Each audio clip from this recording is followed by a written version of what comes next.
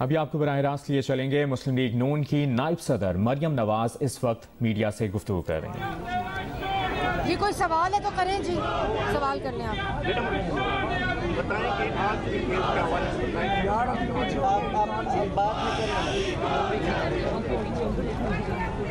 जी बिस्मिल्लाहिर्रहमानिर्रहीम, बहुत शुक्रिया आप सबका। सबसे पहले तो नैब ने जो मेरे ख़िलाफ़ एप्लीकेशन दी है कि मेरी बेल जो है उसको कैंसिल किया जाए। एक सेकंड जी, काइंडली इनको खामोश करा देंगे प्लीज़। तो मैं ये चाहती हूँ कि जिस शख्स ने मेरी बेल कैंसिल करने की नैब में जो दरख्वास्त लिखी है, मैं उस अपने हमदर्द को नैब में देखना चाहती हूँ कि वो हमदर्द कौन है मेरा नैब में, और कौम को भी वो चेहरा दिखाना चाहती हूँ कि किस अक्लमंद ने वो दरख्वास्त लिखी है जिसमें उन्होंने कहा कि मरियम ऐसे अदालत में आती हैं, ऐसे जाती हैं, ये खाती हैं, ये पीती हैं, ऐसे सलाम करती हैं, ये बात करती हैं। तो मुझे उस दरख्वास्त को जब मैंने पढ़ा तो मुझे ऐसे लगा जैसे बच्चे डर रहे हैं, और मैं ये समझती हूँ कि उसका चेहरा उस शख्स का जिसने ये दरख्वास्त लिखी है कौम को दिखाया जाना चाहिए, ताकि हमें पता चले कि ये इतना इंटेलिजेंट और सुपर इंटेलिजेंट इंसान कौन है जो अपनी दरख्वास्त के ज़रिए नैब पूरी कौम को ये बता रहा है कि मरियम ने जो एप्लीकेशन सबमिट की है जनरल फैज़ के ख़िलाफ़ इस्लामाबाद हाई कोर्ट में, उसका हमारे पास कोई जवाब नहीं है। और उसके जवाब में वो ये कह रहे हैं कि क्योंकि मरियम ऐसे फैक्ट्स को सामने ला रही है जो उनके केस को और पूरी साजिश को डिमोलिश करता है, लिहाजा मरियम को जेल में डाला जाए। और मैं चाहती हूँ कि उसका चेहरा कौम को दिखाया जाए ताकि हम उसको 21 नहीं 22 तोपों की सलामी पेश करें जी। और अब आप मुझे, चाहे आपको ये पता होना चाहिए, दरख्वास्त देने वालों को भी पता होना चाहिए, जो भी उस दरख्वास्त के पीछे है उसको ये पता होना चाहिए कि अगर ये मुझे डराने के लिए है तो आपको ये इल्म होना चाहिए कि अल्लाह का शुक्र है मैं ना आपकी गिरफ्तारी से डरती हूँ, ना आपके जाली मुकदमे से डरती हूँ, ना आपके जाली केसेस से डरती हूँ, ना मैं नैब से डरती हूँ। और ये अगर वो समझते हैं कि वो इसके ज़रिए मुझे डरा लेंगे तो उनकी भूल है। बिल्कुल इंशाअल्लाह ताला मुझे इससे कोई फ़र्क नहीं पड़ता। आप करें मुझे गिरफ़्तार, करें मेरी बेल कैंसिल, ताकि दुनिया को पता चले कि आप सच से कितना डरते हैं। मैडम ये बताइए कि जलसे में आपने कहा था कि नवाज शरीफ ने जो 2 अभी सिलेक्टेड और सिलेक्टर्स एक पेज पे उनके टुकड़े कर दिए, अब 2-3 दिन से वही शशुपन जारी, तो क्या आप लोग कामयाब हो गए उस एक पेज वाले को तोड़ने में? सच को एक ना एक दिन सामने आना होता है। सच को आप कुछ देर के लिए ताकत से दबा तो सकते हैं, लेकिन the truth has to prevail, and इंशाअल्लाह ताला वो दिन दूर नहीं है। बल्कि नवाज शरीफ साहब ने जब ये कह दिया था कि मैंने अपना मुकदमा अल्लाह ताला पे छोड़ दिया, तो सबसे बड़ी ताकत अल्लाह ताला की है। दूसरी ये बात कि बिल्कुल आइन, कानून और जो इख्तियारात देता है एक आइनी वज़ीर आज़म को, एक मुंतखब वज़ीर आज़म को जो हकूक़ हासिल हैं, जो आइनी हकूक़ हासिल हैं, तो वो उसमें तो कोई दो राय नहीं है। एक मुंतखब और आइनी वज़ीर आज़म को जो हकूक़ हासिल हैं, जो आइन उसको इख्तियारात देता है, उसमें कोई दो राय नहीं है। लेकिन जिस शख्स की यहाँ बात हो रही है, इमरान खान साहब, ना वो आइनी वज़ीर आज़म है, ना वो मुंतखब वज़ीर आज़म है, बल्कि वो एक ऐसे शख्स हैं जो नवाज शरीफ के मैंडेट पे डाका डालकर आज वज़ीर आज़म की कुर्सी पे काबिज़ है। उसको काबिज़ कहेंगे, उसको सिलेक्टेड कहेंगे, लेकिन आप उसको ना आइनी वज़ीर आज़म कह सकते हैं, ना मुंतखब वज़ीर आज़म कह सकते हैं, क्योंकि उनके पास ना मैंडेट है आवाम का, ना उनके पास आवाम का वोट है, ना उनकी कोई इखलाकी हैसियत है, ना उनकी कोई आइनी हैसियत है। हाँ, एक शख्स जो कि वज़ीर आज़म की कुर्सी पर काबिज़ है वो बजाय इसके कि आइन और कानून के तहत मामलात को चलाता हो, वो जादू, टोना, झाड़ फूंक, हिसाब किताब के ज़रिए मुल्क को चला रहा है। 22 करोड़ के मुल्क को वो चला रहा है। और जिस मुल्क में अहम तरीन तकर्रियाँ, उन तकर्रियों की मैं बात कर रही हूँ जिनका पाकिस्तान की सलामती से डायरेक्ट ताल्लुक़ है, जो शख्स उन मुल्क की अहम तरीन तकर्रियाँ जो है वो जादू टोने से करता हो, जिन्नात बजाय वज़ीर आज़म के जिन्नात वो तकर्रियाँ करते हों, जिन्नात टाइमिंग्स तय करते हों, या फिर वो जिसको तोता फाल कहते हैं वो निकाल के करते हों, तो फिर इस मुल्क का दुनिया में तमाशा बनना जिस तरह अब बना है, इदारों का तमाशा बनना, फिर उसमें हमें कोई मेरे ख्याल इसमें कोई हैरानगी की, अचंभे की बात नहीं है। और मैं तो ये समझती हूँ कि अगर वो इतना ही उनका जादू टोना सक्सेसफुल है, हिसाब किताब सक्सेसफुल है, वो जो जंतर मंतर जिसको कहते हैं वो सक्सेसफुल है, तो वो आवाम की भलाई के लिए क्यों इस्तेमाल नहीं होता?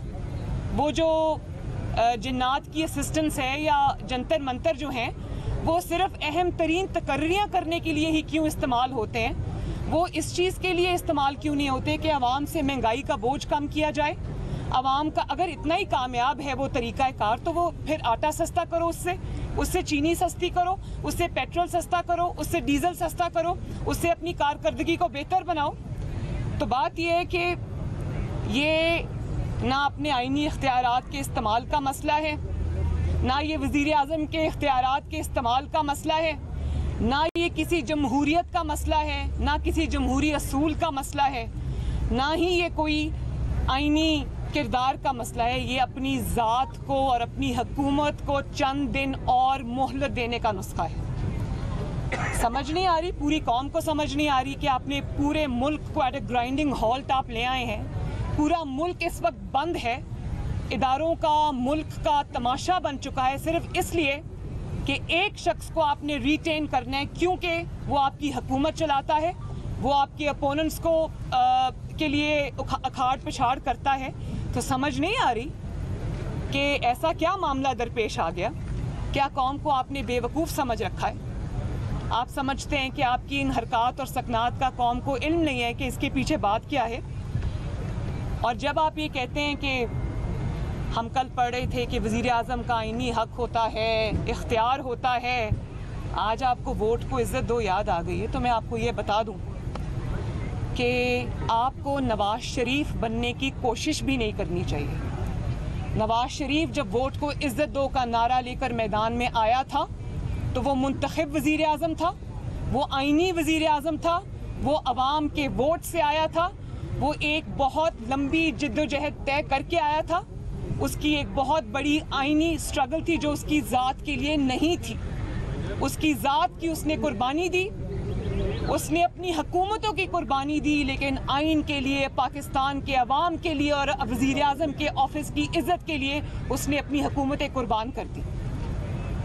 और उस तरह की जो स्टेटस है वो अचीव करने के लिए, वोट को इज़्ज़त दो का नारा लगाने के लिए आपको जेलें बर्दाश्त करनी पड़ती हैं। आपको मैं डिक्टेशन नहीं लूँगा कहना पड़ता है और फिर उस पर कायम रहना पड़ता है। आपको अटक किले में जाना पड़ता है, आपको जिला वतनी बर्दाश्त करनी पड़ती है, आपको झूठे केसेस बर्दाश्त करने पड़ते हैं, आपको झूठी सज़ाएं बर्दाश्त करनी पड़ती हैं, आपको जेलों में जाना पड़ता है, आपको ह्यूमिलिएशन बर्दाश्त करनी पड़ती है, आपको अपनी बेटी को जेल में जाता हुआ, किसी बेगुनाह बेटी को जाता हुआ देखना पड़ता है। तो आप इमरान खान साहब से मैं ये पूछना चाहती हूँ कि उनकी सियासी पहचान क्या है, उनका सियासी तशख़्ख़ुस क्या है? उनका सियासी तशख़्ख़ुस और उनकी सियासी पहचान और उनका सियासी तारुफ जो है वो है मुंतखब हुकूमत के ख़िलाफ़ साजिश करना, मुंतखब हुकूमत और मुंतखब वज़ीर आज़म के ऑफिस के बाहर 124 कितने दिन 120 दिन का धरना देना, 126 दिन का धरना देना, और कहना कि वज़ीर आज़म को मैं गले से घसीट कर निकालूंगा और लोगों को ये बताना कि एम्पायर की उंगली उठने वाली है और उसके बाद नवाज शरीफ के मैंडेट को छीनना और उस पर काबिज हो जाना अवाम के इख्तियार के ऊपर, वोट की हुर्मत को पाँव के नीचे कुचल के आना, अवाम के वोट की पर्ची को पाँव के नीचे कुचल के आना, साजिश करना, आपकी तो पहचान ये है। तो आपका असूल से, आपका जमहूरियत से, जमहूरी जद्दोजहद से, एक आईनी वज़ीर आज़म के इख्तियारात से, उसकी इज़्ज़त से आपका कोई लेना देना नहीं है, आपका कोई वास्ता नहीं है। तो नवाज शरीफ बनने की तो कोशिश भी ना करना, और शेर की खाल पहनने से कोई शेर नहीं बन जाता। मैडम एक सेकेंड, और फिर आप कहना चाहते हैं तो बात यह है कि आपकी जो पूरी सियासी जिद्दोजहद है पिछले 8-10 साल की, वो जमहूरियत के ख़िलाफ़ साजिश से इबारत है। और अगर आप ये समझते हैं कि आज आप बदतरीन, नालायकी, नाअहली, करप्शन स्कैंडल्स के बाद अगर आपको ये अपनी फेस सेविंग नज़र आ रही है कि आप इसमें सियासी शहीद बन जाएंगे, तो ये ना होगा इंशाअल्लाह ताला, ना अवाम ये होने देगी, ना हम ये होने देंगे। आपको अवाम के ऊपर आपने पिछले 4 साल में जो मज़ालिम ढाए हैं, आपको उसका जवाब देना पड़ेगा। आपको अवाम के वोट को कुचलने का जवाब देना पड़ेगा। आपको अपनी साजिशों का जवाब देना पड़ेगा। आपको इतने बड़े बड़े नालायकी के, नाअहली के, करप्शन के स्कैंडल्स का जवाब देना पड़ेगा। आपको पाकिस्तान को तारीखी कर्जों के बोझ के नीचे दबाने का जवाब देना पड़ेगा। आपको उन तारीखी कर्जों के बावजूद पाकिस्तान में एक ईंट, एक प्रोजेक्ट ना लगाने का जवाब देना पड़ेगा। आपको पाकिस्तान में 22 करोड़ अवाम के ऊपर महंगाई, लाकानूनियत का अजाब लाने का जवाब आपको देना पड़ेगा। आपको जवाब देना पड़ेगा कि इस वक्त इस मुल्क में हुकूमत नाम की कोई चीज़ नहीं है। आपको पूरी दुनिया में पाकिस्तान को रुस्वा करने का, बदनाम करने का जवाब आपको देना पड़ेगा। इसके जिम्मेदार आप हैं। और नवाज शरीफ साहब जब अवाम की खातिर वोट को इज्जत दो का नारा लगाकर पाकिस्तान में निकले थे, अब अवाम के अंदर निकले थे, तो उनके नारे को पजीराई इसलिए मिली थी कि उनके पीछे एक स्ट्रगल थी और कारकर्दगी थी जिसमें 5.8 पे ग्रोथ थी। दुनिया में पाकिस्तान का नाम हो रहा था, सीपेक आ रहा था, मुल्क तरक्की कर रहा था। तो आपके पास तो ये सब नहीं है। और अगर आप इस बदतरीन कारकर्दगी को छुपाने के लिए इस वक्त कोई ऐसा नारा नवाज शरीफ की तकलीद में लगाना चाहते हैं तो आई एम सॉरी, ये अब नहीं चलेगा इंशाल्लाह। अच्छा मैडम, ये बता दें मैडम, एक मिनट एक सेकंड, ऐसे नहीं। मरियम, अगर वज़ीर आज़म इमरान खान की हुकूमत के खिलाफ कोई गैर आईनी इक़दाम होता है तो क्या नून लीग उसका साथ देगी? मैंने आपको पहले ही बता दिया कि गैर आईनी जो इंसान जिसका नाम इमरान खान है, वो आईनी और मुंतखब वज़ीर आज़म नहीं है, और वो आइन को रोंद के आया है, वो आइन का मुजरिम है, उसको वो जवाब देना पड़ेगा पहले। अच्छा मैडम, ये बताएं कि पीडीएम की 2 बड़ी जमातें हैं। एक सेकंड मैडम, ये बता दें, वज़ीर आज़म इमरान खान कहते हैं मैं एनआरओ नहीं दूंगा, नया पार्टी में आया है, क्या ये समझा जाए कि मैं मतियुल्लाह जान साहब आपकी बात में थोड़ा ऐड भी करना चाहूँगी कि ना सिर्फ ये कि मुस्लिम लीग नून की जो जिद्दोजहद रही है वो इमरान खान जैसे शख्स के ख़िलाफ़ है, बल्कि अब मुस्लिम लीग नून अवाम के साथ मिलकर ये जिद्दोजहद करना चाहती है कि आइंदा कोई शख्स भी इमरान खान की तरह मोहरा बनकर सामने ना आए, और इस किस्म की डेमोक्रेसी से, जिसको डेमोक्रेसी का चेहरा बताया जाता है, उससे अवाम को हमेशा के लिए निजात मिले। और मुंतखब वज़ीर आज़म का जो स्टैंड होता है, जो नवाज शरीफ साहब का स्टैंड था और है, उसमें ताकत होती है, उसके पीछे अवाम की ताकत होती है। तो नौकरी और चाकरी करने वाले को सिर्फ नौकरी और चाकरी ही करनी चाहिए, उसको नवाज शरीफ की सूरत इख्तियार करने की मेरे ख्याल कोशिश भी नहीं करनी चाहिए। आप मुझे का खेज लगते हैं ऐसी बातें करने। एक मिनट अभी ने उनका सवाल खत्म हो जाए। मैडम, जो मैंने बात की नया ऑर्डिनेंस की, क्या आप नया ऑर्डिनेंस को सुप्रीम कोर्ट में चैलेंज करेंगे? और अगर शहबाज शरीफ ने हुकूमत से इत्तेफाक कर लिया, आपकी हिम्मत अमली क्या होगी? ये मैं पार्टी इसका जवाब देगी। जी आप अच्छा मैडम ये बताएं कि पीडीएम की दो बड़ी जमातें हैं, नून लीग और जीआई, वोट करवान के मामले पे इख्तलाफात हैं जिस पर नून लीग की जानिब से इख्तलाफ कोई इख्तलाफ नहीं है, कोई इख्तलाफ नहीं है, सिर्फ फाइनल फैसले का इंतज़ार है। पीडीएम में अब जितनी भी जमातें शामिल हैं सब एक एजेंडे पे हैं, किसी का कोई इख्तलाफ नहीं जी। है। कयूम सदीकी साहब एक सेकंड, कयूम सदीकी साहब एक सेकंड, ऐसे नहीं कयूम सदीकी साहब आप बात करें, ऐसे नहीं हो सकता भाई, एक मिनट पाकिस्तान की चले आप कयूम सदीकी साहब आप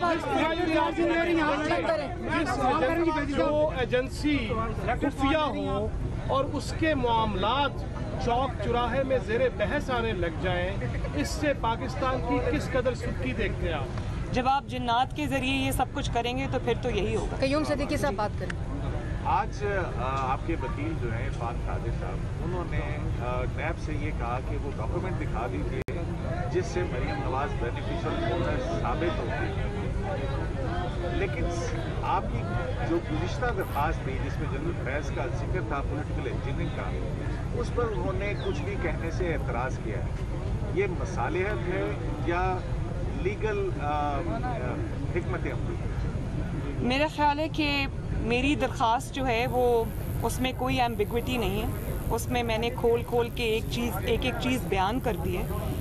तो मुझे जो समझ आ रही थी, वहाँ दूर मैं बैठी थी, मुझे सही आवाज़ नहीं आ रही थी, लेकिन मुझे जो समझ आ रही थी वो ये थी कि वो इस मेरी दरख्वास्त को और नैब की अपील को साथ साथ चलाना चाहते हैं इस्लामाबाद हाई कोर्ट। तो जब मेरी दरख्वास्त पे बहस शुरू होगी, जब वो बहस को ओपन करेंगे तो दूध का दूध और पानी का पानी हो जाएगा आपके सामने। अभी तो आज तो टेक्निकलिटीज़ की बात हो रही थी, मैं यहीं खड़ी हूँ, मैं कहीं नहीं जा रही।